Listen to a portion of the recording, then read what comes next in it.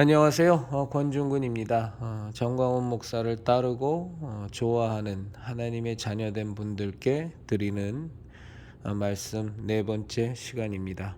함께 나눌 말씀은 사도행전 4장 29절, 30절, 31절의 말씀입니다.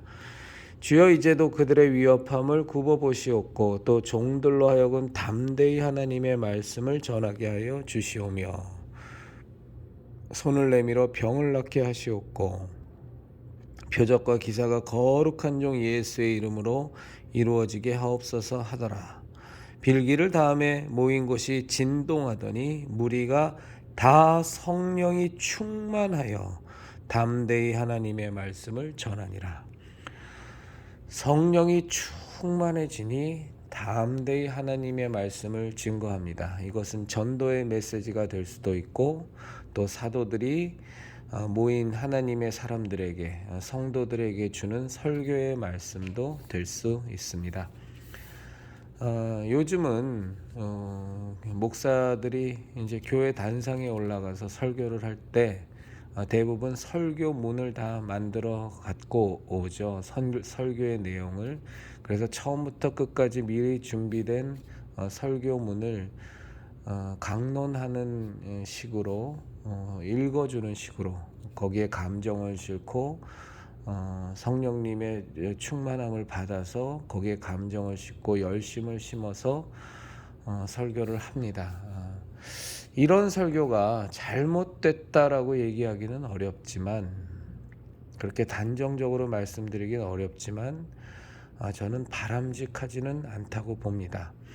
왜냐하면 설교의 내용을 그 순간에 그 강단에서 성령님께서 전하고자 하시는 그 강력한 성령님의 역사로 말미암아 그 성령님께서 말하게 하시는 그 여지를 설교자는 반드시 설교 시간에 그 여지를 만들어 두는 것이 좋습니다.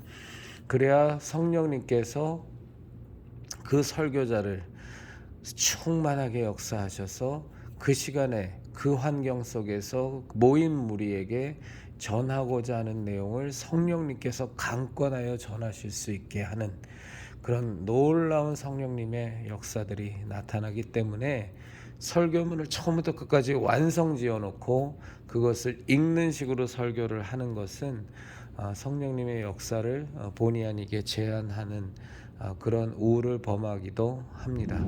하물며 성령 그 설교의 처음부터 끝까지의 내용뿐만이 아니라 그 주제를 정하는 것은 설교를 해본 사람들은 다 압니다. 정말로 그 주제는 결코 사람이 자기의 목적과 자기의 목표를 정해서 그것에 맞춰서 설교의 주제를 정하면 절대로 안 됩니다. 설교의 주제는 반드시 하나님께서 주십니다. 하나님께서 주시지 않으면 그리고 입을 열어주지 않으면 아예 설교를 한마디도 못하고 단상에서 내려오시는 목사님과 설교자들도 계십니다. 정말로 성령님의 인도함을 받는 분들은 때때로 하나님께서 말씀을 주지 않으셔서 단 한마디의 외침도 하지 못하고 단상에서 그저 기도만 하고 내려오시는 경우도 적지 않게 있습니다. 설교의 내용도 설교의 주제도 주시는 분은 하나님이십니다. 이것에 설교자들은 철저히 순종해서 자기의 생각이 하나님을 넘어서지 않도록 자기의 생각이 성령님의 역사를 제한하지 않도록 항상 겸손하게 주시는 주제를 갖고 주시는 내용을 갖고 단상에서 그저 외치는 하나의 통로가 되는 것이 설교자입니다.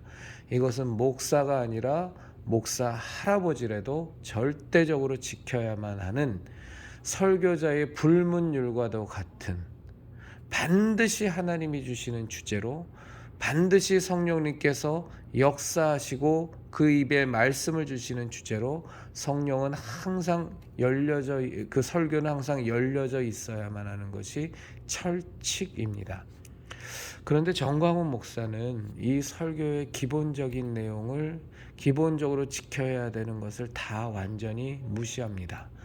그의 설교는 항상 본인이 목표로 하고 본인이 목적으로 하는 것에 성경의 말씀을 꿰어다가 맞추는 본인이 전하고자 하는 내용에 본인이 전하고자 하는 전달하고자 하는 내용의 설교만을 만들어서 하는 설교를 합니다. 이건 심각한 문제점을 안고 있습니다. 여러분들이 아무리 정광훈 목사를 좋아하고 따른다고 할지라도 설교의 내용은 절대로 사람이 설교자가 그런 식으로 인위적으로 만들 수는 없는 겁니다. 제가 하나의 예를 들어드리겠습니다. 이번에 오산이 집회할 때 예수님께서 일으키신 오병이어의 기적을 놓고 정광훈 목사가 설교를 했습니다. 우리가 다 잘 아는 오병이어의 기적이기 때문에 그 내용을 반복하지는 않겠습니다. 그런데 정광훈 목사가 거기서 무슨 말을 했냐면, 그렇게 5,000명을 먹이시고 여자와 아이까지 포함한다면 몇만 명이 됐겠죠. 그렇게 먹이시고 남은 것을 예수님께서 명하십니다. 다 모아서 광주리에 다 담으라고 예수님께서 말씀하십니다. 그렇게 모은 것이 12광주리가 되었다고 성경은 말하고 있습니다. 그것을 놓고 정광훈 목사는 이건 자기가 생각한 것이지만 그 12광주리에 모인 떡과 생선을 누가 가져갔겠느냐. 바로 떡 5개와 물고기 2마리를 소위 말해서 헌물한 그 어린아이가 그 12광주리의 것을 다 가져가지 않았겠느냐.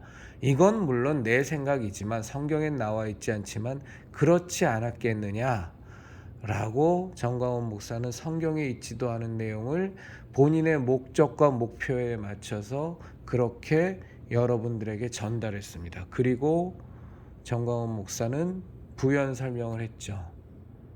이렇듯이 말라 비틀어진 떡 5개와 비린내가 나서 먹을 수도 없을 뻔한 물고기 2마리를 예수님께 갖다 바쳤더니 12광주리에 그 갓 창조된 그 떡과 물고기를 받은 것처럼 여러분들도 여러분이 갖고 있는 그 물질을 여러분들이 정말로 예수님께 모두 다 갖다 드린다면 정말로 여러분들은 오병이어의 기적을 체험하게 될 것이다. 이 어린아이처럼.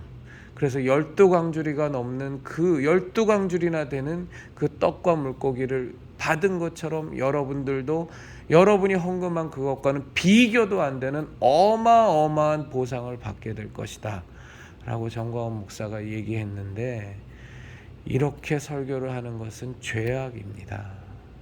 이런 설교는 절대로 할 수가 없는 겁니다. 성경에 있지도 않은 내용을 유추해서.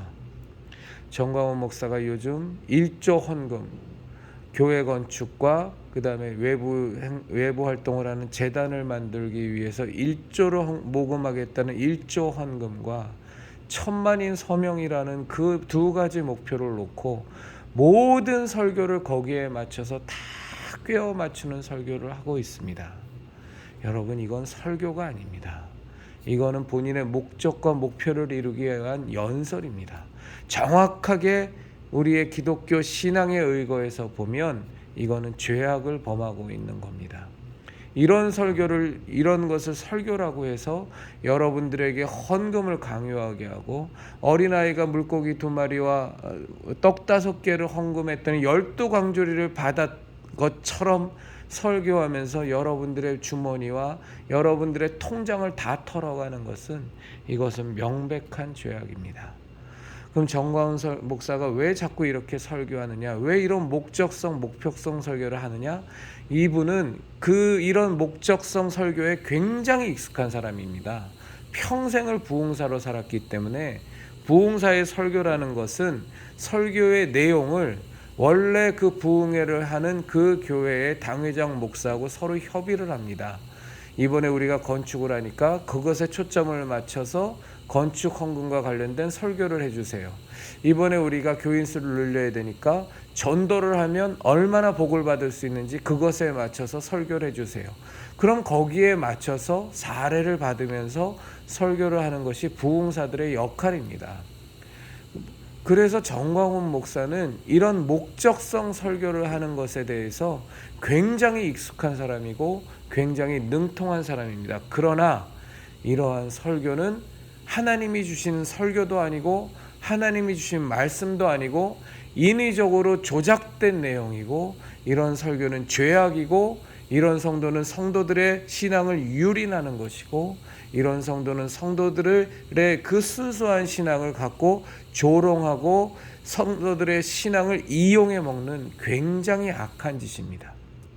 여러분들이 아무리 정광훈 목사를 좋아하고 따른다고 할지라도 분명히 구분할 것은 구분해야만 합니다. 그래야 여러분의 영혼이 삽니다. 짧게 하나만 더 말씀을 드리면, 엘리사가 죽은 여인의 아들을 살리기 위해서 눈에는 눈을 맞추고 이미 죽은 아이의 시체 위에 올라가서 자기의 눈과 죽은 아이의 눈을 맞추고 자기의 손을 그 아이의 손을 잡고 자기의 입을 그 죽은 아이의 입과 맞춰서 여러분도 이렇게 나와 함께 해야 된다. 엘리사 선지자 같은 나와 함께 여러분은 모든 관심과 초점을 나의 눈에 맞춰야만 하고, 여러분은 정말로 내가 하는 설교에 입과 입이 맞춰지듯이 아멘으로, 내가 무슨 설교를 하든 여러분들은 아멘으로 화답해야 하고, 그리고 여러분의 손과 내 손과 여러분의 손이 마주하듯이 우리가 찬송하고 뭐 할 때 여러분들은 열심히 박수를 쳐야 된다. 그래야 기적이 일어난다. 죽은 아이가 일어나듯이 그래야 기적이 일어난다. 여러분, 이런 목적성 강연은 절대로 설교가 아닙니다. 이렇게 성도들을 유린하고 이렇게 성도들을 이용해 먹으면 안 됩니다. 그래야 죽은 아이가 살아나는 것이 아닙니다. 그러면 사도행전의 베드로가 다비다가 죽었을 때, 도르가라고 하는 다비다가 죽었을 때 베드로도 똑같이 그렇게 해야 되지 않겠습니까? 그런데 베드로는 어떻게 했습니까? 죽은 도르가가 있는 그곳에서 모든 사람을 나가게 한 뒤에 도르가야 일어나라 라는 한마디만을 말했을 뿐입니다. 바울이 설교할 때 쏟아지는 졸음을 참지 못해서 그 높은 곳에서 떨어져 죽은 유두고가 이미 거기서 떨어져서 높은 곳에서 떨어져서 죽었는데, 바울이 가서 그 유두고를 보고 떠들지 마라, 그의 생명이 아직 있다 하고 바울은 그저 올라가 버립니다. 그 선포만 하고, 그가 아직 생명이 있다 라는 선포만 하고 바울은 올라가 버립니다. 그리고 유두고는 살아납니다. 그 유두고 때문에 많은 사람들이 위로를 받았다고 성경은 말하고 있습니다. 하나님께서 영혼을 살리는 것은, 죽은 자를 살리는 것은 엘리사가 그 죽은 아이를 살린 것처럼 눈과 눈을 마주쳐서, 손과 손을 잡아서, 입과 입을 마주쳐서 야만 살아나는 것이 아닙니다.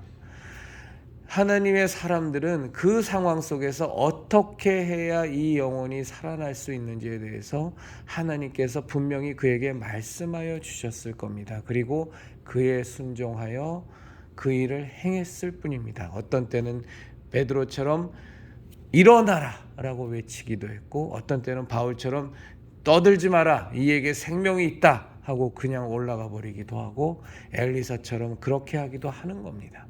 그때마다 하나님께서 지시하는 대로 움직이는 것이 하나님의 사람이요, 하나님의 목사요, 하나님의 설교자지, 자신이 이루고자 하는 1조 헌금을 위해서, 자신이 이루고자 하는 1천만 서명을 위해서 모든 성경 구절을 거기다가 다 꿰어 맞추는, 목적을 갖고 목표를 이루기 위해서 모든 성경 구절을 다 꿰어 맞추는 것은 사실상 이만희 같은 이단 종교의 교주들이, 안상홍 같은 이단 종교의 교주들이, 정명석 같은 이단 종교의 교주들이, 문선명 같은 이단 종교의 교주들이 하는 행태지, 절대로 우리 이 예수교 신앙을 갖고 있는, 개신교 신앙을 갖고 있는 목사들이 해서는 절대로 안 되는 겁니다. 여러분들이 정광훈 목사를 이 애국운동과 보수운동의 구심점이라는 그 믿음 하나를 갖고 여러분들이 정광훈 목사를 따르고 좋아한다고 할지라도 분명히 성경 안에서, 하나님의 말씀 안에서 구별할 것은 구별해 주시기를 정말로 부탁드립니다.